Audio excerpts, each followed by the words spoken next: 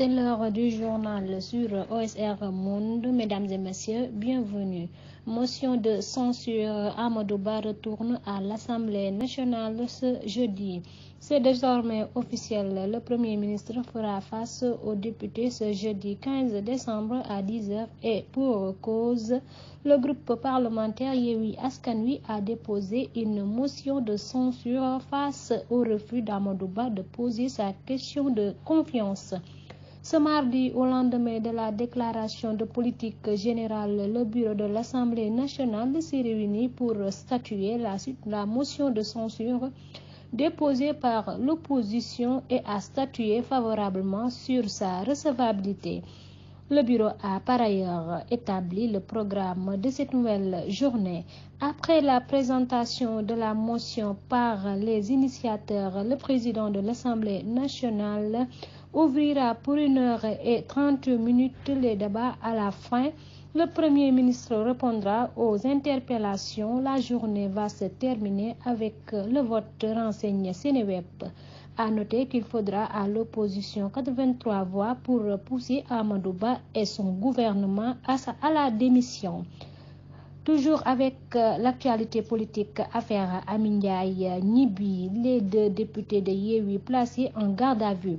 Le procureur de la République avait saisi la division des investigations criminelles pour convocation suivie d'arrestation des deux députés Massata Samb et Mamadou Nia pour coups et blessures volontaires, injures politiques, voies de fait introuvables depuis lors.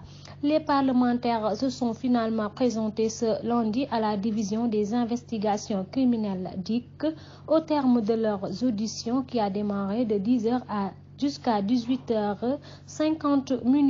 Ils ont été placés en position de garde à vue. Réagissant à ce propos, maître Adama Fall, un de leurs avocats, est revenu sur les minutes de cet interrogatoire. Ce qu'on peut retenir, c'est que les honorables députés ont tenu à venir à la DIC pour se présenter aux enquêteurs.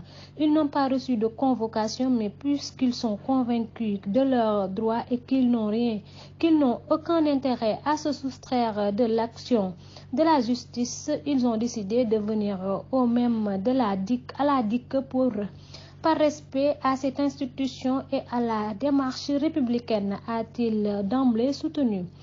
Avant de poursuivre, il leur a été notifié qu'ils sont visés par une plainte de la députée émanant de leur collègue Amy Ndiaye pour causes et blessures volontaires ayant entraîné une certificat médical de 23 jours à partir de ce moment.